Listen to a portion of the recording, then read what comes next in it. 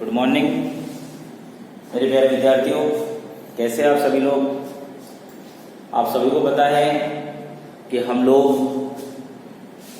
अभी हमारे पाठ्यक्रम का रिवीजन कर रहे हैं और उस रिवीजन के क्रम में, उस दौरान में हम लोगों ने हमारी हिंदी विषय से संबंधित गद्य भाग के प्रथम अध्याय नेताजी का चश्मा, नेताजी का चश्मा पाठ को प्रारंभ किया है।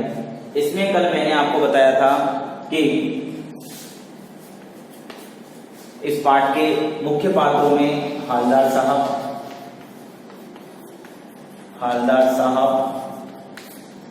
कंपनी के सिलसिले से हर 15 दिन में अपने शहर से दूसरे शहर में जाते हैं। दूसरा मैंने बताया था आपको मुख्य पात्रों में पानवाला, जो कि बीच, इन दोनों क्षेत्रों के बीच में एक कस्बा पड़ता था, जिस कस्बे में पानवाला एक पान की दुकान लगाता था। फिर तीसरे मुख्य पात्र पे मैंने चर्चा की थी कैप्टन चश्मे वाला, जो कि हमारे पूरे पाठ का केंद्रीय पात्र है। केंद्रीय पात्र है, ध्यान रखना बाप। सबसे पहले मैंने आपको बताया है कि नेताजी के चश्मा पाठ के अंतर्गत हालदार साहब जो कंपनी के सिलसिले से हर 15 दिन में अपनी फैक्ट्री पे जाते हैं, बीच में एक कस्बा पड़ता है, उस कस्बे में वो रुकते हैं और रुककर पान वाले की दुकान पर पान खाते हैं। कैप्टन चश्मे वाले के विषय में कल मैंने आपको थोड़ी बहुत जानकारी दी थी कि यह जो इस पाठ में नेताजी की मूर्ति है, नेताजी की मूर्ति है, इस मूर्ति पर क्या लगाता है? चश्मा लगाता है। आज हम हमारी इस वीडियो में कैप्टन चश्मे वाले के विषय में, कैप्टन चश्मे वाले के विषय में जब हालदार साहब पान वाले से पूछते हैं, किसके बारे में? कैप्टन के बारे में। तो इनके बीच में क्या संवाद होता है, आज हम इस संवाद पर चर्चा करेंगे, अर्थात इस संवाद से हमारे पाठ को आगे बढ़ाएंगे। आपने देखा कि हालदार साहब पान वाले की दुकान पे जब भी पान खाने रुकते तो उन्हें उस मूर्ति पर, जो कैसे पत्थर की बनी हुई थी? संगमरमर की। उस संगमरमर की मूर्ति पर हमेशा चश्मे का फ्रेम बदलता हुआ दिखाई देता था। इस बार जब हालदार साहब ने पान वाले से उस मूर्ति पर लगे हुए चश्मे के विषय में पूछा तो हालदार साहब से पान वाले ने क्या कहा और हालदार साहब ने क्या प्रश्न किए और उनके क्या क्या उत्तर पान। क्या होता है कि जब हालदार साहब उस नेताजी की मूर्ति पर बार बार जब चश्मे को बदलता हुआ देखते हैं, तो उनके मन में एक आश्चर्य प्रकट होता है और वो सोचते हैं कि आखिर ऐसा करता कौन होगा। तो वो क्या पूछते हैं पान वाले से कि आखिरकार मूर्ति पर ऐसा करता कौन है, या मूर्ति स्वयं चश्मे बदलती है? तो पान वाला हंसकर बोलता है, अरे साहब, एक हमारे कस्बे में एक कैप्टन है जो कि कैप्टन चश्मे वाले के नाम से जाना जाता है। वह एक संदूक सी लेकर के आता है, कुछ चश्मों के फ्रेम अपने हाथ में रखता है और चश्मे बेचता हुआ गली गली घूमता है। वह खादी कुर्ता पहन के रखता है, गांधी टोपी धारण करके रखता है और देशभक्ति गीत भी गुनगुनाता रहता है। तो उस कैप्टन चश्मे वाले का परिचय किसने दिया? वेरी गुड, पान वाले ने। किसको दिया? हालदार साहब को। क्यों दिया? हालदार साहब के पूछने पर। तो आप ध्यान रखना, जब हालदार साहब को पता चला कि कैप्टन चश्मे वाला ये सब करता है, तो हालदार साहब ने उस कैप्टन चश्मे वाले के विषय में क्या सोचा कि शायद यह कैप्टन चश्मे वाला कोई देशभक्त होगा, क्योंकि जो नेताजी सुभाष चंद्र बोस की मूर्ति है, उस मूर्ति पर चश्मा लगाने वाला व्यक्ति, उस मूर्ति पर चश्मा लगाने वाला व्यक्ति जरूर ही कोई देश के आजाद हिंद सिपाही का, अर्थात देश के आजाद हिंद फौज के सदस्यता का कोई सदस्य ही रहा होगा। अब आपके सामने एक प्रश्न बन गया, जिस प्रश्न को आप नोट करोगे और मुझे कैसे बताओगे। प्रश्न क्या बना? कैप्टन चश्मे वाला, कैप्टन चश्मे वाला, चश्मे वाला, कैप्टन चश्मे वाला देशभक्त, कैप्टन चश्मे वाला देशभक्त क्यों कहलाता था? कैप्टन चश्मे वाला देशभक्त क्यों कहलाता था? अब देखो, आप देशभक्त, केवल इस क्वेश्चन पे आप ध्यान देना, आंतरिक प्रश्न है, बाहर नहीं मिलेगा आपको। देशभक्त क्यों कहलाता था? अभी मैंने बताया था कि जब पान वाले ने हालदार साहब को परिचय दिया तो क्या बताया? वह खादी रंग के कुर्ता पहनता है, गांधी टोपी धारण करता है, देशभक्ति गीत गुनगुनाता रहता है। तो इस प्रकार से वो देशभक्त कहलाने के योग्य है। आगे बात करें हम कैप्टन, कैप्टन चश्मे वाला जो नेताजी की मूर्ति पर बार बार चश्मा बदलता है, उसके विषय में हालदार साहब पुनः एक प्रश्न करते हैं। ये हालदार साहब पुनः एक प्रश्न करते हैं। क्या प्रश्न करते हैं? भाई, ये मूर्ति पर चश्मा लगाने वाला कैप्टन चश्मे वाला तो है, लेकिन इस मूर्ति पर चश्मे कैसे बदल जाते हैं अपने आप? ठीक है, चश्मा लगा दिया, लेकिन उन चश्मों को बदल कौन देता है? तब क्या पता चलता है कि हालदार साहब पान वाले से सुनते हैं कि मूर्ति पर लगाया हुआ चश्मे का फ्रेम जब किसी व्यक्ति को पसंद आ जाता है, तो वह कैप्टन चश्मे वाला उस फ्रेम को उतार करके और ग्राहक को दे देता है और अपनी संदूकची से नया फ्रेम निकाल करके और उस मूर्ति पर लगा देता है। इस तरीके से चश्मे बदलने के विषय में उनको पता चला। फिर पान वाले से हालदार साहब तीसरा प्रश्न क्या करते हैं? वो कहते हैं कि ये कैप्टन चश्मे वाला, ये कैप्टन चश्मे वाला है कौन? ये कैसा दिखता है?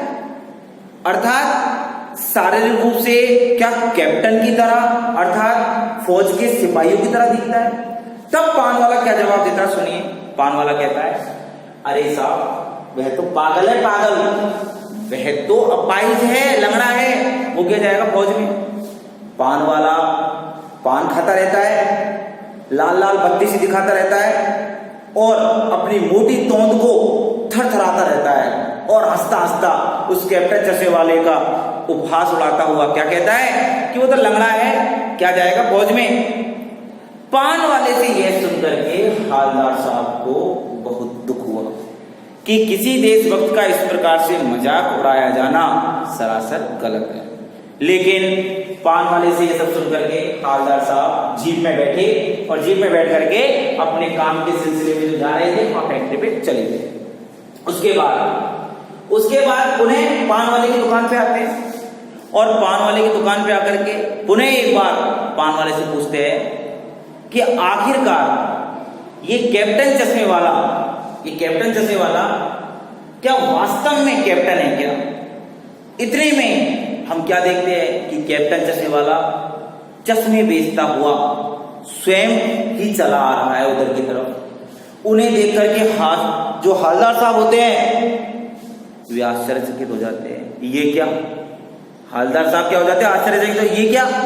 अरे यह है इतना कमजोर शरीर का, इतना वृद्ध और पैरों से लाचार व्यक्ति किस तरीके से अपने जीविकोपार्जन को चला रहा है, अर्थात अपने जीवन को जीने के लिए संघर्ष कर रहा है।